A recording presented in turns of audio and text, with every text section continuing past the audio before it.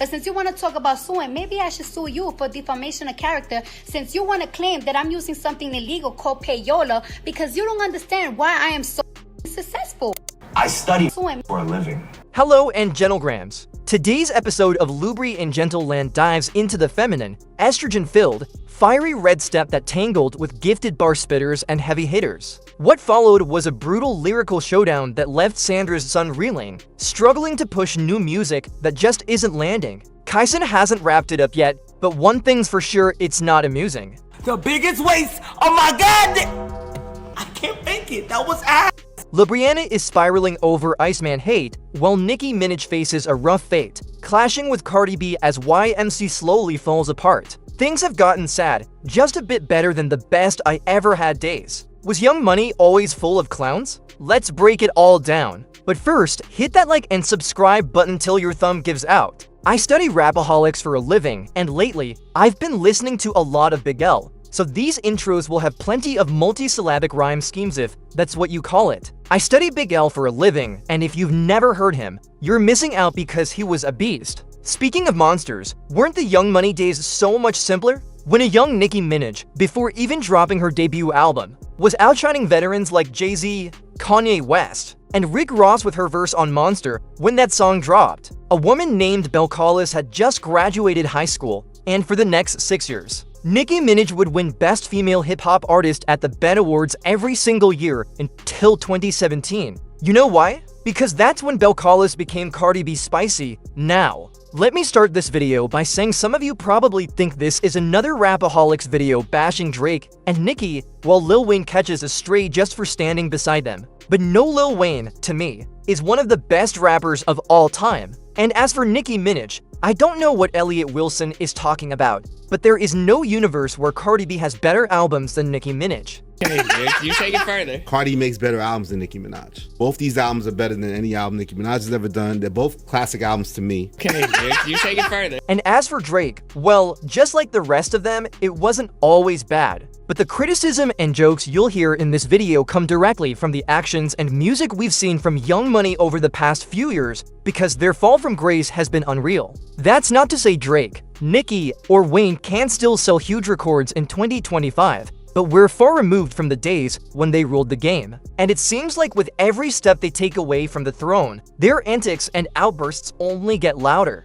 I call them hip-hop spoiled brats because, starting with Wayne signing to Birdman at just 12 years old, he was always handed whatever he wanted. Oh, Lil Wayne, he's just too good, they'd say. When the Hot Boys split, Wayne became the face of Cash Money. Birdman gave him the freedom to start his own label, Young Money, and access to all the resources needed to build a powerhouse career. To be fair, Wayne did carry Cash Money on his back. And when he was allowed to form Young Money, that's when we witnessed the rise of one of hip-hop's biggest mainstream labels ever. But just like Wayne acted spoiled when things went bad with Cash Money, or when he was left out of the Super Bowl with Kendrick about a year ago, Drake and Nicki behaved the same way.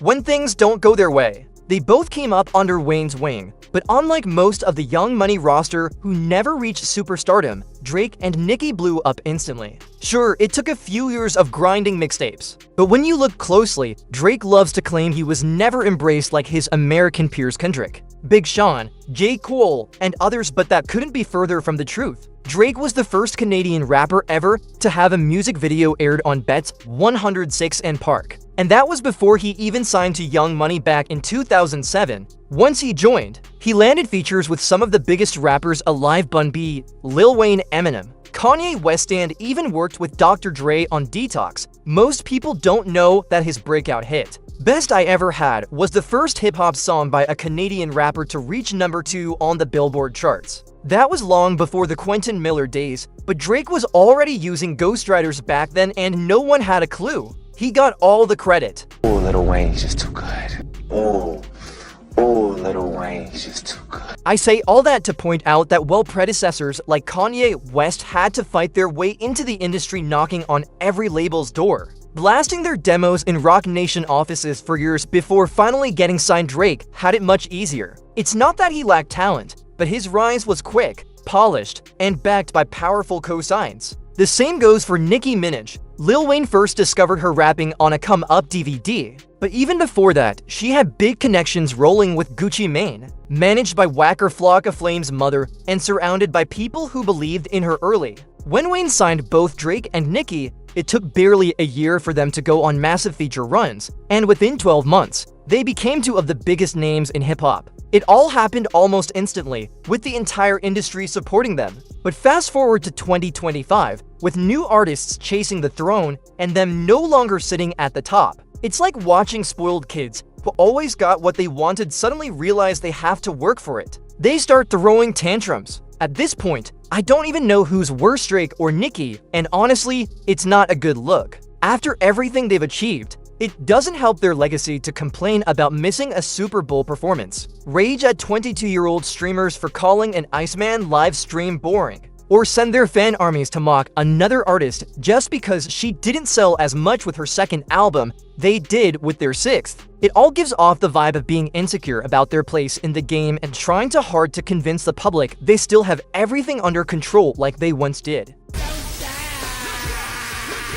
I see y'all outside, man, for real. Like I said, their come-ups happen fast, but when they did, it felt like nobody was bigger or more untouchable than Drake and Nicki Minaj. Rewind to 2010, and honestly, Nicki was low-key aiming to outshine Drake. Both of them dropped their debut albums that year. Drake sold about 75,000 more copies in the first week. But Nicki's project had a much bigger long-term impact. A lot of people don't realize her first album, Pink Friday, dropped on the exact same day Kanye West released My Beautiful Dark Twisted Fantasy. Naturally, Kanye took the #1 spot that week, but Pink Friday had so many hit singles that it climbed back to #1 about 20 weeks later. That's almost unheard of, especially back in the CD era when fans had to buy physical copies. It was a 13-track album with 7 singles. Think about how crazy that is. Most artists are lucky if 2 or 3 songs from their album chart high, but Nicki had almost half her project in the Billboard Top 50.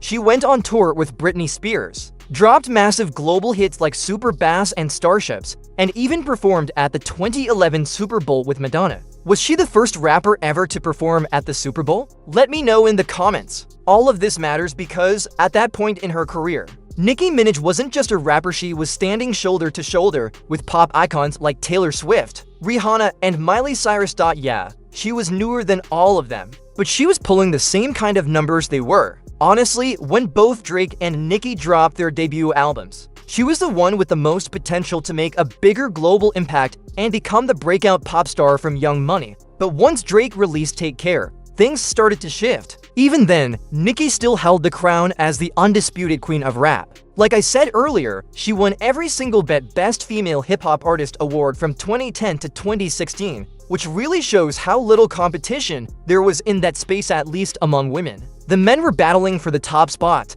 but Nicki was in her own lane. And that ties right back to the spoiled brat idea. Just look at how Drake reacted when Kendrick dropped Control and called out everyone in the game. I study rap battles for a living, and honestly, I still think Nicki Minaj should have been name-dropped in that song because she was right up there with them. I want to make this clear: while her behavior today might seem clownish, nothing can take away from what she's accomplished. So Barbs, don't come for me too hard, alright? Nicki was larger than life. She just never quite lived up to the massive standard she set with her debut album. But it didn't really matter because she had no real competition at the time. That is, until Belcalis came along. But before Belcalis, there was Remy Ma. In August 2014, after serving 6 years of an 8-year sentence for assault and illegal weapon possession, Remy was released from jail. Pay attention to that timeline. She was locked up from 2008 to 2014. Which was exactly the period when Nicki Minaj dominated the game completely unchallenged.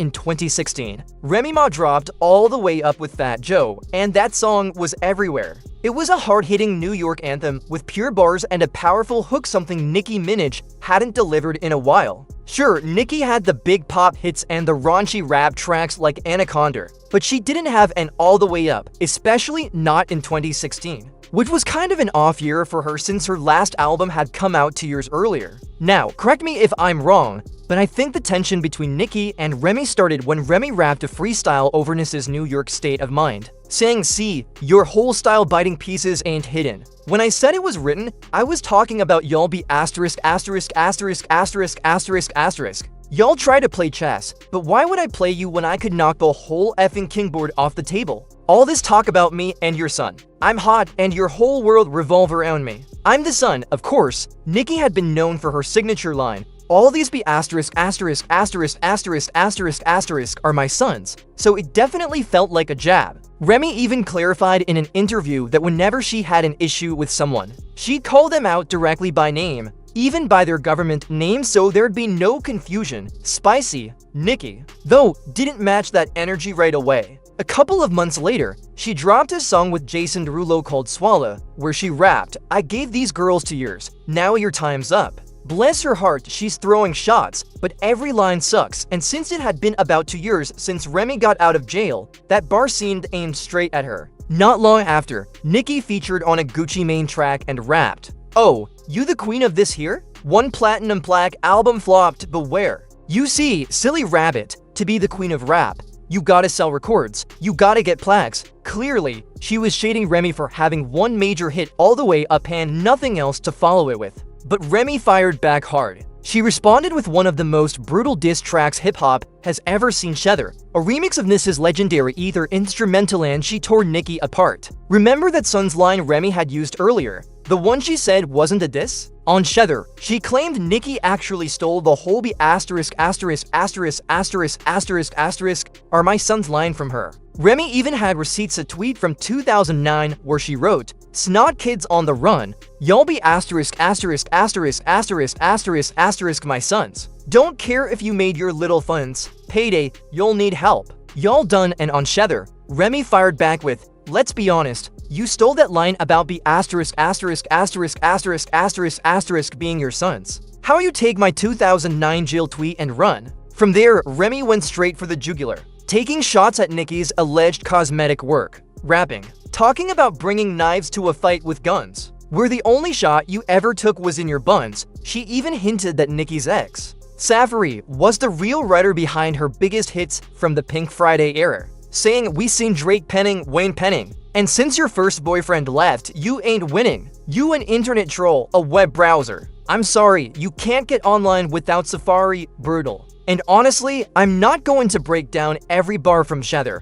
but it was absolutely ruthless. Remy accused Nicki of sleeping with everyone from Ebro at Hot 97 to Trey Songz, Lil Wayne, and even Drake. She claimed Nicki was trapped in a 360 deal under Cash Money, and long before Megan ever dropped her Megan's Law bar, Remy was already out here implying Nicki supported a child predator. The track was a complete teardown of Nicki Minaj's image, calling out every rumor, every flaw, and every insecurity in one of the most scathing diss records hip-hop has ever heard.